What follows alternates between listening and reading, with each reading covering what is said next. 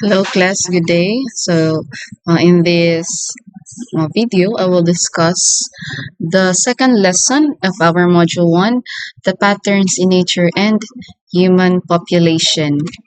So in this lesson, you must be able or you are expected to describe frequently observed patterns in nature, describe the Fibonacci sequence and the golden ratio it generates, and describe frequently observed patterns in human populations and patterns that comes a result of human interaction.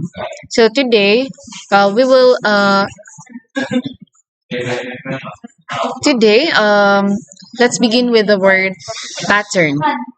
So according to Cambridge Dictionary, a pattern is a particular way something is done, organized, or a particular way something happens. Now, why is it this important to mathematics? Because class patterns are everywhere, di ba? They abound in nature. So when we study patterns, we are really studying how things are organized, repeated, or structured. So just like what you have learned no, from our activity last week, mga pila ka weeks ago, no? So in this lesson, we will focus on patterns in nature. And to make it clearer, we will divide them into two main sections. First, the living things. But here, we will exclude humans. So we can focus on plants and animals. Also, the second section is the non-living things. So for example, mga shells, crystals, or even the weather formations. Now, patterns among living things. So the appearance of patterns among living things cannot be explained exclusively by mathematics. So the fundamental law of nature that guides the emergence of patterns among living things can be found in biology. So di ba sa una sa high school man siguro maaning biology second year. So in this law of nature is evolution. The evolution of different species of organisms and the set of variations in their physical and behavioral traits are guided by the necessity of survival and reproduction. So in the law of nature, no, it is kanang it undergoes evolution. Kaya nga naman, 'di ba, mga organisms sa una na yung mga uban nga naga-evolve because ilahang ginabagay or para mag-survive lang sila, kailangan nila mo adapt sa ilahang environment. The second law of biology is kaning law of preservation. Now, it is a trait that give an advantage. Traits that give an advantage are preserved and passed on to offspring. So, mao na ni siya tong mga genes. So, dili siya katong isa kay sa iyahang environment, mag-adapt siya sa iyang environment. Kani sa law of preservation, kani siya is ang iyahang mga appearance or iyahang physical or iyang behavioral traits is passed on through genes.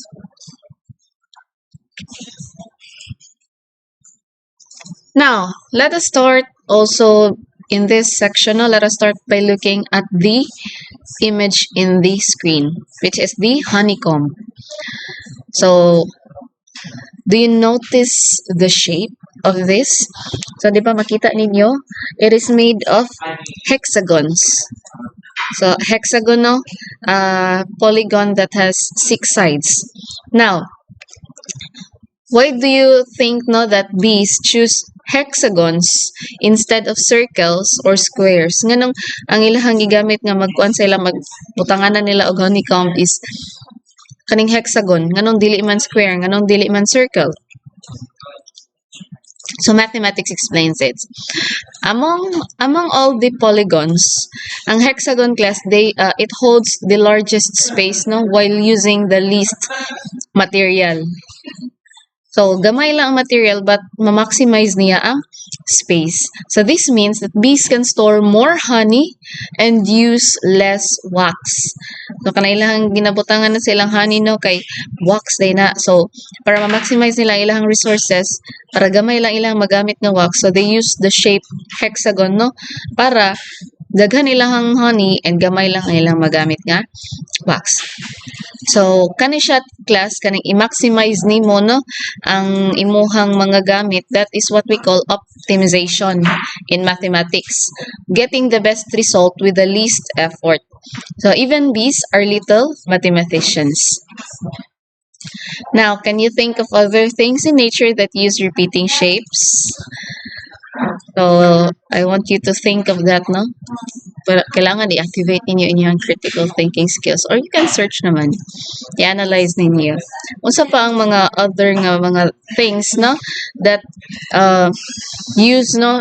Repeating shapes para ma-optimize ang ilahang mga resources. Now, Roman scholar Varro from the 1st century suggested in his book atong De Agricultura that honeycombs are built from hexagonal cells which provide the most efficient design.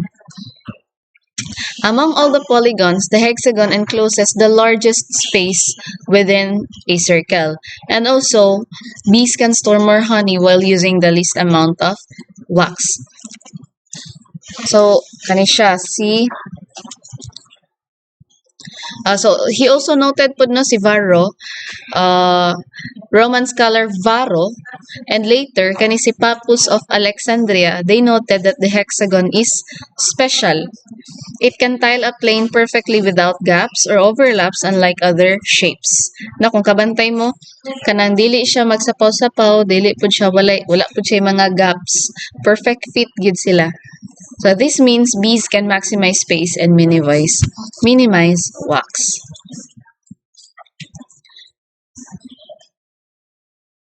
So next is si William Kirby. So William Kirby even said that bees are heaven-instructed mathematicians. So mo lagi to, they used optimization. And then Darwin later explained that bees start with circular cells. So dili jud sa sugod pa lang dili gyud daw na hexagon but circle, but it naturally transformed into hexagons through building instinct and not planning. So over the time from circle nahimo daw hexagon katong paghumanan nila sa ilahang pag-create sa ilahang katong honeycomb. So, Charles Darwin, balik-balik naman siya sa inyo, the father of evolution. So, siya man itong naiingon nga ang tao is nagikan sa unggoy. So, he was fascinated by honeybees. So, he wanted to know, do bees plan their hexagonal honeycombs or is it something they just do naturally? So, in his book, From the Origin of Species, he explained that building hexagonal cells is instinctive, not deliberate. Meaning, wala sila kabalo unsa ning kuan geometry parehas ato mga tao kaning mga bees, but instead ang ilahang process begins with making circular cells motong giingon. As they continue building and pressing against each other, these circles gradually adjust into hexagons. So dili plano sa bees nga a hexagonal shape siya. Nagapanday-panday lang gid sila class hantod sa naforma og hexagon, the most efficient shape. So, kaning hexagon, it is not planned, but it emerges naturally from the bee's behavior and the physics of wax. So, this shows us that nature often produces mathematically perfect patterns without conscious design. Now, as I have mentioned earlier, katong optimization in mathematics. Now, let's connect the honeycomb pattern to mathematics through optimization. Optimization is a branch of applied mathematics that deals with efficiency. So, the main idea is simple: to maximize output while minimizing cost of resources. So, kagaya ganina, maximizing the amount of honey nga ma-store sa bees using the least wax. So that's optimization in nature. So in real life, optimization is everywhere. naa sa business. So, di ba, naa sa companies, optimize profit by reducing cost. Parehas aning kanang mga contractor, di ba? Dako kaayo og budget. Char. Dako kaayo og budget sila sa kaning pagpanday ani. Pero ang ilang ginapalit nga mga materyales kay mga barat.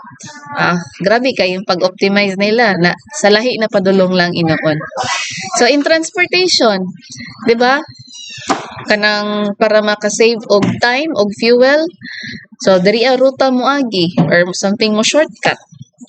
Even in the daily life, we optimize by choosing the fastest way to do tasks. So the honeycomb is not just a natural wonder, it is also a living example of how mathematics guides efficiency in decision making.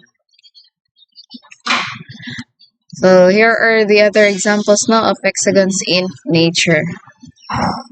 For example, the compound eyes of the dragonfly. Zoom na ninyo. They are made up of thousands of tiny hexagonal lenses, and this design allows the dragonfly to have a very wide field of vision, helping it spot prey and avoid predators. Another example is this Cyathophilum hexagonum, so which was also formed in hexagonal shapes. So this example shows us that the hexagon is universal solution in nature. It provides strength, efficiency, and balance, whether in insects or plants or microscopic organisms. So now let us talk about the symmetry. So symmetry in mathematics now occurs when a shape or object remains unchanged under transformations like reflection, rotation, or translation.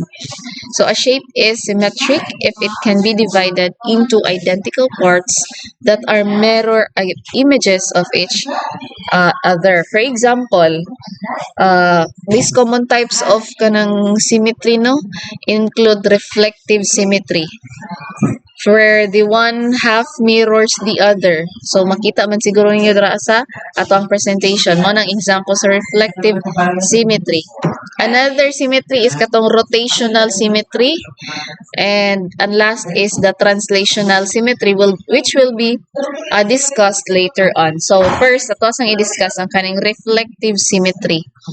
So when one half of an organism or object is a mirror image of the other half, divided by the central line of symmetry. Kanang makita ninyo nga line gadi sa tunga class mo nang ginatawag na line of symmetry. So examples include the wings of a butterfly, no? Kung tungaon nato siya, di ba ang left and ang right side niya is same lang or parang mirror images of each other. So, muna siya sa reflective symmetry. Another is the vein of a leaf, nandahon, the face of a human, and the patterns of the snowflakes. So, kanisha, this type of symmetry is also known as the bilateral or mirror symmetry. Another tawag sa reflective is bilateral or mirror symmetry. So it is widely spread in the animal kingdom. Diba? For example, ang cat, diba? Pag tungaon na to ang face sa cat, same lang ang left ug ang right. Now, the characteristics of reflective symmetry. So, the line of symmetry. So, an imaginary line that divides the two objects into identical halves. So, there is a line of symmetry. There is a mirror image. So, each side is a perfect reflection of the other. And bilateral, ang another name niya for reflective symmetry, bilateral symmetry. A common term for reflective symmetry in animals as it divides the body into left and right halves. Next is the rotational symmetry. So, unlike sa reflective, nga tungaon siya sa tunga, ang rotational symmetry class, it occurs when a natural object can be rotated, tuyokon ba, around a central point. And, bisan pag unsaon na to siya tuyok, same lang gyapon ang itsura sa bagay. For example, the flower. Diba, kung i-rotate na to siya, same lang siya itsura gihapon. Kaning starfish, kaning snowflake. So this so rotational symmetry no another tawag is radial symmetry. So radial symmetry refers to the repeated structures arranged around a central axis like the petals of a flower or the arms of a starfish. So examples of rotational symmetry in nature. So again, money, flowers, sea creatures, snowflakes, naiuban fruits. Diba, for example, tungaon na to ang apple into half, upper o lower. Diba? Kung perfect circle siya nga fruit, diba, bisan pag i-rotate na to siya, same lang gyapon ang ihang image.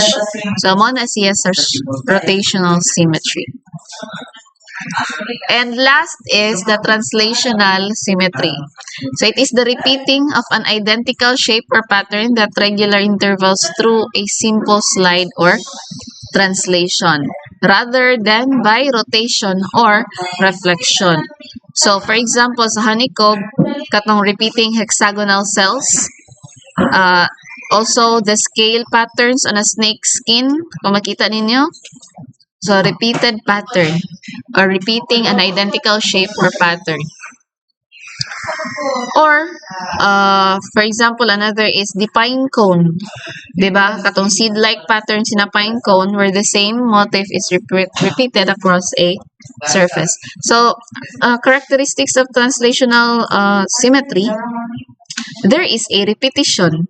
A specific shape or object is repeated multiple times within the pattern. Also, there is a sliding. The repetition is achieved through a simple slide or translation. For example, the circle here, parang i-copy lang siya ba, parang daghan siya circle din, then slide lang padulong sa left, sa ubos, sa right, and so on. So, mao na siya, there is no rotation no, or reflection involved. So the translated objects are identical to the original. Same gid sila, same og shape, same og size. It could be infinite or continuing indefinitely. So next topic is the animal camouflage. So patterns gihapon ni siya ha. So we have here the tiger stripes, the hyena spots, and the zebra stripes. So they kanay sila lahi-lahi man sila no, but this pattern are not just for the beauty. So they serve as a purpose for survival. So tigers and zebras, they use the stripes. Tapos sa hyena is they use spots. So this help them camouflage and blending with the environment so they can hide from the predators or sneak up on their prey. So sa zebra class, kanang stripes dira class dili na kanang beauty lang, but it helps no regulate their temperature. Kanang black stripes class, they absorb heat. Manang kung kabantay mo no, kung magsuot mo itong nga sinina, init, igang. Because black color is nag-absorb siya og heat. While the white stripes class, it reflects the heat. So math helps us describe this repeating stripe and spot patterns.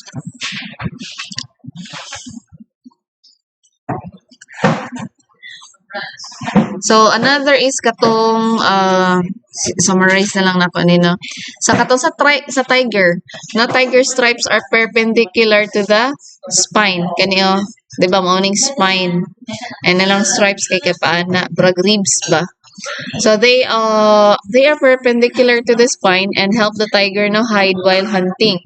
Katong hyena, it works similarly with pareha lang sa tiger nga stripes. And mao to see. So now let us connect the animal patterns no to mathematics. So you might know Alan Turing as the man who helped break the Nazi Enigma code during the World War II, but he also contributed to biology. So si Turing, he suggested that animal stripes and spots are formed by two special substances called morphogens. So these morphogens spread through an embryo and interact. So kaning duha ka substance, one ang isa kay mag-activate.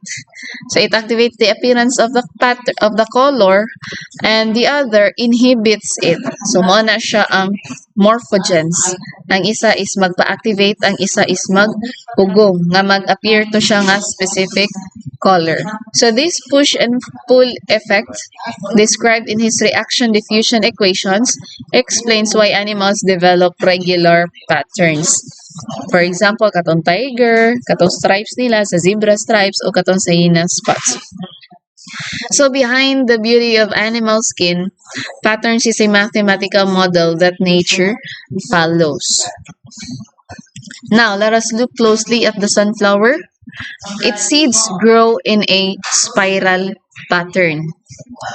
So, i-zoom na ninyo. So, both clockwise and counterclockwise. So, that arrangement no follows a precise angle. It is called the golden angle, which is the golden angle measures 137.5 degrees. So, if this angle changes even slightly, the pattern will break.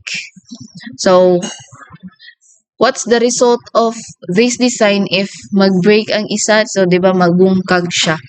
So, the sunflower can pack the maximum number of seeds into its space. Mao nang inga na ang iyahang pagka-forma. Morning seeds ba? And then, may mga seeds dira pa-rotate ang iyahang. Kasi tawagan na, naka-plaster siya ba? Papalibot. While maximizing the space. So again, it is a math in action. So nature chooses the most efficient arrangement. So what would happen again if the seeds didn't follow this pattern? So kung naminaw mo, maka-answer mo ana. And now let us look at the flower petals. So many flowers have petals that follow a pattern. Naiuban, tulo, na ay uban 5, na ay uban 8 kabuok petals, na ay uban 13. So, familiar ang mga numbers. So, kato siya, di ba, is part of the Fibonacci sequence. So, this arrangement helps flowers maximize exposure to sunlight for photosynthesis. So, dila charot-charot dara. So, kato mga number of petals dito it helps the flower to maximize exposure to sunlight for photosynthesis. So, math explains why flowers grow in such beautiful patterns. So, try to search for example of a flower with 5 petals and a flower with 8 petals. So, daghan mo makita na. So, the flower petals. So, again, the number of flower petals often follows the Fibonacci sequence. So, some flowers have 3 petals. For example, the lilies or the iris. Others have 5, like buttercups, hibiscus, or wild roses. And examples of flowers with 8 petals, the delphiniums, and some have 13 petals, just like the marigolds. So, higher Fibonacci numbers also appear, katong 21. So, 21 petal nga flowers kay daisies. 34 is asters. And there is 55 or even 89 kabuok petals, just like the sunflowers. So this happens because Fibonacci sequence and the related golden angle helps flowers arrange petals efficiently, again, to capture the maximum sunlight and space. So this, the fact that the flower petals follow the sequence, kaning 3, 5, 8, 13, is not random. It's nature's way of applying mathematics for survival and beauty. So next is the Nautilus shell. The Nautilus shell has the shape of a spiral, as you can see in the picture. And the radius of the shell increases in length as the mollusk grows in size inside the shell. So the Nautilus shell. So here is the parang pattern nga nasa Nautilus shell. Notice its spiral shape. So habang nagadako ang kaninga shell, or the animal grows inside the shell. So the shell expands outward, forming a spiral that is worn, beautiful, and mathematical. So this spiral, no, is connected to the Fibonacci sequence and the golden ratio. So the shell is an example of a fractal, meaning it repeats similar patterns as it grows. So, ang discussion class about the Fibonacci sequence and golden ratio, nasa isa ka video. Mas na-explain ako to siya dito ang formula o paano siya isolve ang mga next nga mga sa tawagan na next nga number sa isa ka sequence. For example, ang ika-20 nga Fibonacci number, ang ika-50 nga Fibonacci number. So ako siyang ibutang diri sa video. Sana ibutang nako siya sa next niya nga video. Parang i-connect lang nako ni siya. So you can search my YouTube account pod. Daghan bag mga video dira. So you can search my videos, other videos para sa discussion aning Fibonacci sequence. So, kani siya just a short background lang or intro about Fibonacci sequence. So, it was introduced by Leonardo Fibonacci in his book Liber Abaci in 1202. It starts with, again, the sequence starts with 0, then 1, and then the new number is the sum of the two previous two. So again, gipang-add lang ng mga numbers para makabaluta sa next nga number. So Fibonacci explained it with a rabbit problem. So kani siya ang Fibonacci sequence class na discover ni Leonardo because of the rabbits. Paano sila nanaghan? No? So, as the sequence grows, the ratio between numbers approaches the golden ratio which we see in nature, art, and architecture. So, mao ni siya ang origin sa Fibonacci number katong isa duha ka rabbit. So, in a controlled environment, a pair of rabbits is introduced. So, mao ni. So, isa ka pares, that is why natay 1 dira. Now, the situation is, ang isa ka rabbit or each month, sa isa ka bulan, ang rabbit, every pair of rabbits produces a new pair.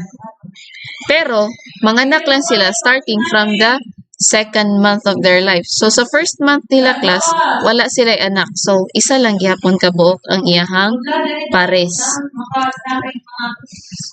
So, di ba, nakakuan madra, 1 first month, 1 lang gihapon sa second nga month. Now, pag abot sa third month, kay makaanak naman ni ang pares, so naadiri ay lahang anak sa padulong diri sa left side. So, naay partner na po ang ilahang anak. Unya sila, ninaog sila diri. So there are two pairs na. Katong original nga pair o katong anak nila nga nanay ka pair. Now, next month na pod, so since ang ilahang anak kay first month pa man, so di pa gyud sila makaanak. So nagibaba na lang na siya dira kani.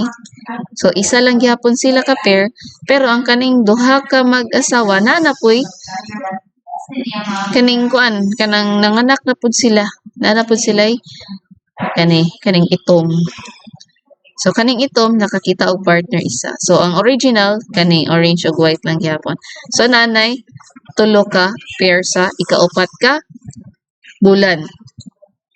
So kung tanawan ninyo ang number of pairs each month santod sa ikalima nga bulan, so di ba 1, 1, 2, 3 and 5. So kung ipadayon pa ni nila, so mahimo na ang next na ni is 8 na ka pairs. So nga na siya ang origin sa Fibonacci sequence. Mo na ang gistudihan ni Leonardo of Pisa or Fibonacci. So again, Leonardo of Pisa or mas ilado siya sa tawag nga Fibonacci. So kana siya class kung himantayon lang jud siguro mo no, basig na successful pud mo nga mga mathematician or scientist. Dili ka nang kinabuhi sa uban ng himantayon. Kanang about your environment ba, unsay nahitabo.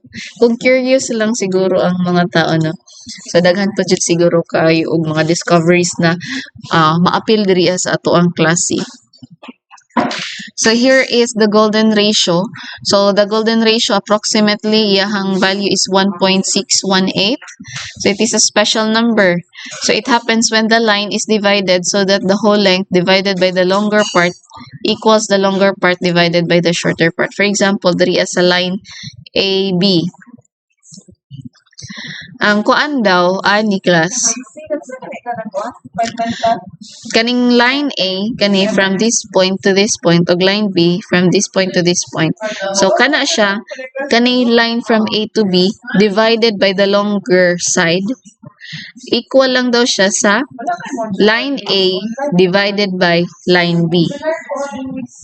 So kung natoy mga values dira class, pag i-divide nato sila kanang kung i-add gani nato ang longest side divided by the kaning shorter side niya. So ang answer is 1.618. So kani siya this ratio na is seen in nature, in the human body, in the buildings, and even credit cards kana mga ATM card, mga credit card. So di ba kung makabantay mo ana ang shape ana niya is parang rectangle. So it's balanced. Because it's balanced, it's often called the divine proportion. So kung makita mo ng painting ni ko ang Mona Lisa, so the longer side divided by the shorter side, pag i-divide na niyo, ang answer ana is the golden ratio. So here, so mo ni siya its connection with the Fibonacci sequence. So na-mention ako ni sa una that Fibonacci sequence is related to the golden ratio. Kaya nga naman, ratio of the consecutive Fibonacci numbers, for example, kaning 21 and then the shorter is 13. Duha ka numbers ha sa Fibonacci sequence nga nagtapat pag i-divide, it gets closer to the value of katong golden ratio. For example, gikan diri sa kuan kaning values. For example, 2 divided by 1, di ba the answer is 2. Habang nag-aabot siya diri sa tumoy class, nagkaanam-anam siya, it approaches the value of 1.618. 3 divided by 2 is 1.5. 5 divided by 3 is 1.667. 8 divided by 5 is 1.6. 13 divided by 8 is 1.625. So, nagkaanam-anam siya hantod ang iyang 89 divided by 55 is 1.6182, which is identical to the value of the golden ratio. So, we also have golden rectangle. So, mo to application sa golden rectangle, katong pattern on credit cards, modern buildings, and art. And we have the golden angle katong 137.5 degrees. So timan-igyan ninyo unsay value sa golden ratio, golden angle, unsa ang formula no para sa golden rectangle, unsa nga mga side ang i-divide. And we have the golden triangle, which ang iyahang angles kay 36, 72, 72. Sa sulod sa triangle, ang mga angles kay 36, 72, and 72. And we also have pentagram. Ma'am, kuan man na ma'am, satanic. So this class in mathematics, it is a star formed by connecting the 5 equally spaced points in a circle. So sa circle na ay star. May star sa sulod. So, inside it, we can see many golden ratios, napay golden triangles. So, kung magpurma mo dira og kuan triangle na ay mga tulo ka buok yata, no? 1, 2, mga 5. So, the pentagram was important to the ancient Greeks because it represented harmony and proportion. So today we still see it in logos, designs, and even national flags. So asa pa mo kakita og mga stars nga ing ani. So that is all for patterns among the living things. Now, let us discuss the patterns among the non-living things. We have fractal. So, fractal, it is made up of smaller versions of itself. For example, nadara sa picture. It is self-repeating at different scales. Zooming in still shows the same pattern. So, bisan pag i-zoom na yung maayo, no? Tanawon ninyo, for example, kanang fern, kaning dahon. Diba, iyang forma kay putla ninyo ning isa kasanga niya, oh. Gani, oh. Kana, oh. Diba, ang kaning iyang isa kasanga, it is same lang og face sa kabuuan niya. Mao na siya ang fractal. Another is kaning shell. Diba, kung tanggalon na to ning isa ka tunok diha, diba, mag-represent gyapon siya sa as a whole niya. Same lang siya og itsura. So, mao na siyang example sa fractal. So, it is found in both nature and computer-generated graphics.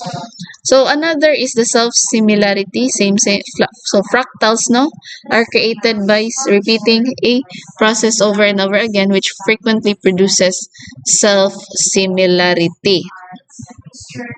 So, the smaller parts of the fractals look similar to the larger parts. So, fractals and self-similarity are prevalent in the natural worlds, from the clouds, the trees, the lightning, and the root systems. So, these patterns, no, where part of an object resembles the whole. Another is the crystals. Crystals are solids with atoms arranged in an orderly, repeating structure. So it forms naturally when liquids cool and solidify slowly. For example, sa crystals kay salt, natay quartz, natay diamonds, natay pyrite. So, kaning crystals, no, depending on how they form, they can be cubic, hexagonal, tetragonal, and more. So their beauty is a direct result of their mathematical structure. So here are the types of solid crystals: natay ionic, covalent, metallic, and molecular. And these are the examples nila and their characteristics. So sa salt, di ba, they are poor conductors of heat and electricity. They are hard but brittle. Diamond or quartz, they are poor conductors of heat and electricity, very hard and brittle. Ang gold naman, good conductors of heat and electricity, but they are malleable. Meaning, di ba, kung paako na to siya ang gold, kung tinood siya nga gold, di ba, brag mapiko siya. So, it is easily deformed and lustrous. And ang last is ang ice. So, poor conductors of heat and electricity, but they are soft and have a dull surface. So, another pattern is the pyrite. So, it is a mineral with a metallic luster and cubic crystal form. So, it is called fool's gold because it looks like real gold. Now, pattern between sexes. So, we have the biological pattern. So, let us talk about the height differences. So, on average, males tend to be taller than females because of the genetics and hormones that influence the growth. Next is the strength and physiology. So males, no, usually have more muscle mass, while the females naturally have a higher percentage of body fat. So, why is this important? So for females, no, body fat plays a vital role in reproduction, especially in supporting the pregnancy. And ang last is the birth ratio. So did you know that slightly more males are born than females? Kung kabantay mo or nagahimantay mo sa atong population, di ba nga mas daghan magbabae kaysa sa lalaki? So the average is about 105 ka boys for every 100 girls. So this helps balance the population. So 105 boys for every 100 girls. So this might sound uneven now, but the nature balances it out. Since males no have generally they have higher mortality rates. So 'di ba kasagaran mas mauna daw og kamatay ang mga babae. That is why ang mga lalaki is dugay sila mamatay daw. So mo na siya according to statistics no. So this birth difference helps keep the overall population stable. Since mas sayo daw mamatay ang babae, that is why mas more po daw ang babae. So this keeps the population balanced. Now, patterns between the sexes in their social and behavioral patterns. So first, let us look at the behavioral trends. And studies have shown that males often take more physical risks. So this could mean trying extreme sports, dangerous stunts, or even risky decisions. On the other hand, the females tend to show stronger social and empathetic behaviors. So they are often more caring, nurturing, and sensitive to the feeling of others. So kung katanaw mo reels no dira sa mga dira sa tawag na sa Facebook, di ba dagan kay mga videos about kanang murag ginahimo na lang nga meme ba nga kaning mao nang mas murag dali ra mamatay ang lalaki kay because ang ilahang behavior is that they are more into the risky nga mga activities. While ang female is on nurturing, caring, and empathetic, meaning sensitive sila sa mga feelings sa ubang tao. Now, second, we see the psychological trends. Across many cultures, no, males and females differ on how they communicate and process emotions. For example, some studies say that females are more expressive and open about their feelings, while kaning mga lalaki they keep their emotions to themselves or kanang mga nagaluom. Mao na ang kasagaran nga kanang naga-suicide kaning mga lalaki kay dili man sila naga-share sa ilang mga ginabati no, ginaluom ra man nila, so wala sila ma-sharean nga lahi. So mo na they opt to pasintabi mo to sila ang nagabuhat og something dili maayo. Now finally, let us look at the education and work. Participation in certain careers often reflects both biology and social influence. For example, basta engineering kay mga lalaki, no? Engineering is still male dominated maghapon hangtod karon, while kaning caregiving and kaning nursing, they are often associated with females. It just shows no that but this doesn't mean class na men can't be caregivers or ang mga babae dili pwede maging engineer. Kuan lang, it just shows a pattern of that is influenced by both natural differences and society's expectations. So these patterns remind us that while there are general differences, they don't define what individuals can achieve. Diba lahi naman sa tong panahon karon.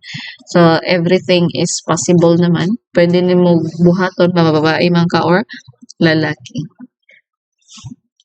So these differences between males and females are not random. They actually help in population balance and survival. For example, katong sa birth ratio we discussed earlier, diba slightly more boys are born than girls. So about 105 boys for every 100 girls. So this may seem unfair at first, but it ensures that the adult population stays balanced since males generally face higher risks and mortality. So mas dali mamatay ang mga lalaki kaysa sa mga babae. Nasagol-sagol na ko ganina no. So class 100 klaro na ko. 105 boys to 100 girls. So, mas daghan og population ng lalaki kaysa sa mga babae. But, since brag na relate siya sa kuan ba, brag, it can balance no the population and the survival rate no of the people since ang mga lalaki is they are more uh, or they face higher risk and mortality. So kani mga lalaki ang mas kuan nga mas dali siya lama matay kaysa sa mga babae. So by that, since daghan mag boys pero mas dali sila mamatay, mabalance lang gihapon since gamay lang ang mga girls nga ginaanak but dugay higher ang ilahang sa tawagan ng dili mamatay. Nakalimot na ko sa opposite sa immortality. Also, the biological and social differences between the sexes provide complementary strengths. For example, males may contribute more physical strength while the females provide nurturing and social bonding skills that are essential for reproduction and raising a family. So when combined, these strengths allow humans, no, as a species to survive, reproduce, and thrive. So in short, nature has designed these patterns to make sure that both sexes contribute to the continuation of the human life. So wala ta kasabot nga no ing-ani but class mao na siya kapalaran ginato na siya. And then now, finally, let's talk about the patterns in people and society. So here we have arithmetic growth, which means adding a fixed number each time. So like plus 1,000 people per year. So sa arithmetic growth class, in this first year, so naay parang male in height inches, so niya mo na yung frequency. So naay isa ka lalaki. Sa kaninga table, na isa ka lalaki ngayang height is 60 inches. Na isa ka lalaki ngayang height is 65 inches. Na ay tulo ka lalaki ngayang ilang height kay mga wakaabot og 70. So mo ni siya ang ginapasabot sa table ha. Na in exponential isa ha. So diri lang natin dito sa patterns in human populations. So mo ni siya the arithmetic growth. Populations grow following mathematical models. So we have the arithmetic growth. The population increases by constant number each time period. The pattern is additive and the graph is straight line.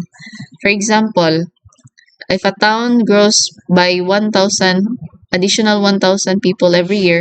So sa first year natay 10,000 ka tao.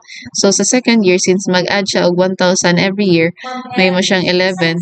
Sa third may mong 12. So year 4 is may mong 13. Mo na arithmetic growth. But here in arithmetic growth is steady but slower in the long run compared to the exponential growth. Unsa dining exponential growth? So, dili siya additive but the pattern is multiplicative or in sa graph niya, J-shaped curve.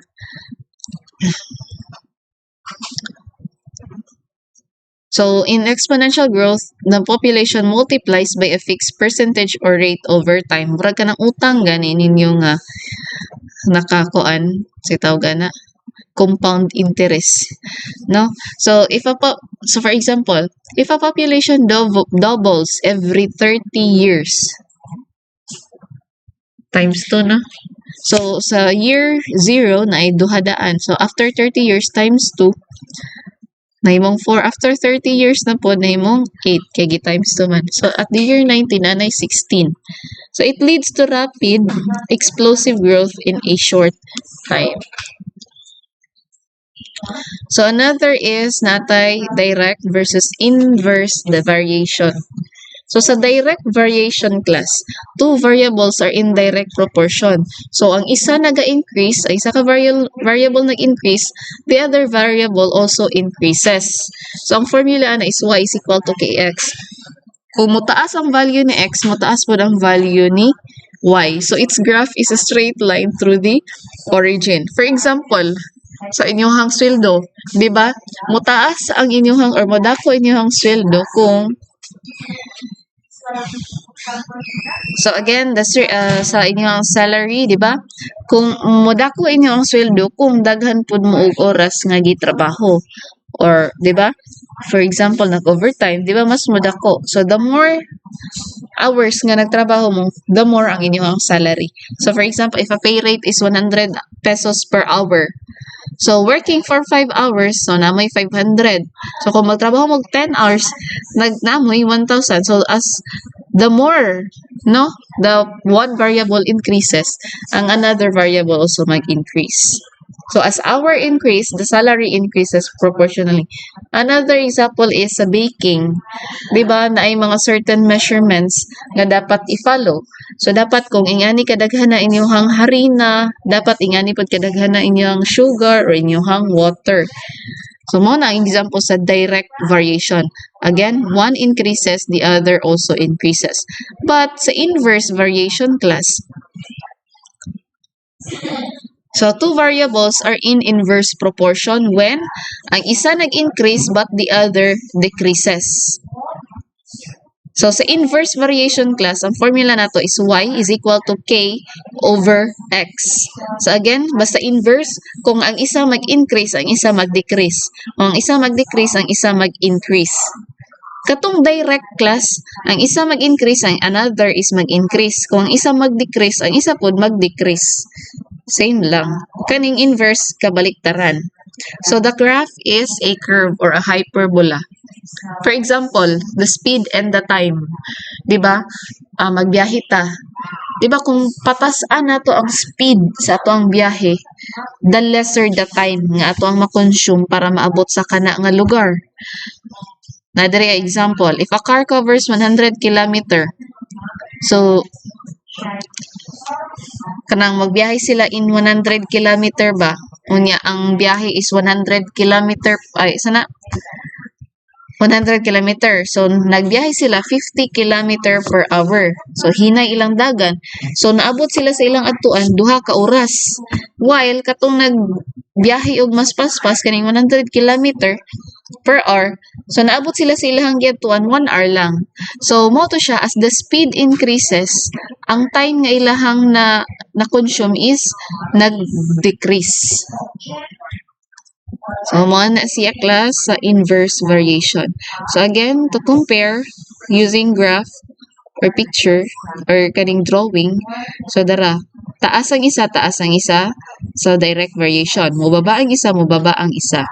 While sa inverse variation, mo taas ang isa, mubaba ang isa. They move in opposite direction.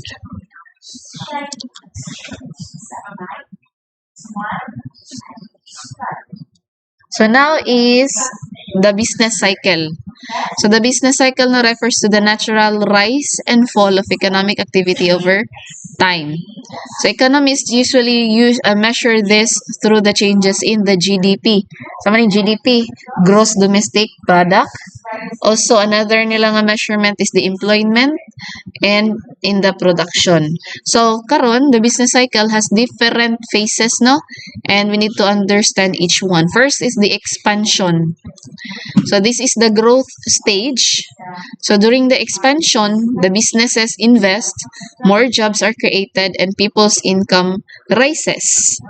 So, the economy feels strong and positive. Kaning peak, this is the highest point of growth na class. So at this stage, the economy is doing very well but it cannot keep growing further. Dili na pwede mo taas pa kay peak naman siya. Siya nang pinakatuktok. So after a peak, a slowdown usually follows. So morning recession. So in this stage, economic activity declines and the businesses slow down, production decreases, and unemployment begins to rise. So daghang wad ang trabaho. And people may spend less because of financial uncertainty. Next is the trough. This is the lowest point.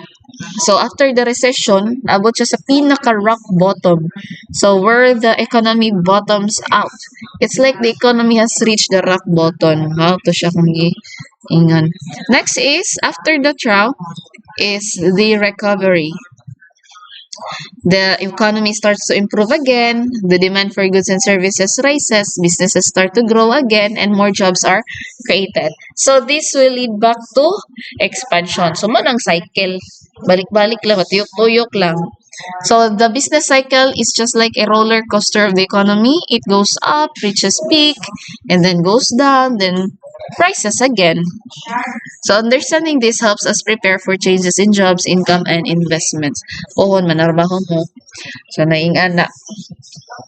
Basig na ikuan bang ang company kailangan na magkuan mag fire og mga employee siguro kay the business is not going good na, and then basig sa sunod na pod pag mag-hire na pod sila pwede mo apply balik. Now let us look at another interesting pattern, no, which is the productivity. So just like the nature and population, human productivity also follows a certain rule called 80-20, or sometimes the law of vital few. So say pasabot ani. So observations show that in organizations, not everyone contributes equally to productivity.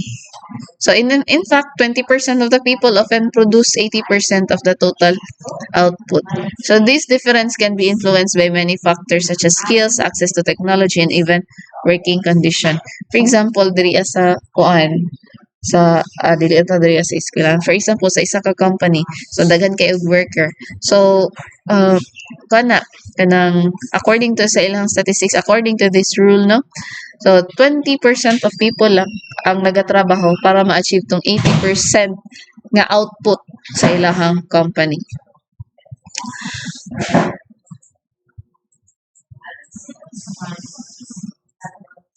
So mo ni siya, mao ni ang key idea no sa human productivity or kaning law of vital few. More focused effort usually leads to more results, but however, no, there is also a warning. If you push yourself too much, overwork can lead to diminishing returns. So in other words, working beyond your limit doesn't always give better results. Sometimes it lowers productivity instead. So dapat balance silang mga brother. So dili ta mag sobra-sobra og trabaho. So this rule no reminds us that success is often driven by a small portion of effort of or people, and that efficiency and balances are more important than simply working long hours. So siguro slide na so makakita mo dala sa Facebook, sa Japan okay ra magtulog-tulog because they value their people, no? Kabalo sila nga kung ma-overwork ang ilang people, maka-apekto po na sa ilang company.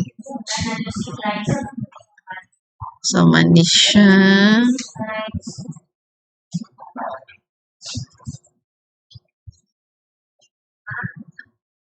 So, okay, you can read na lang. Mga mga examples na of the 80-20 rule or the Pareto principle. So, that is all for this lesson. No? Thank you, and see you on our next lesson.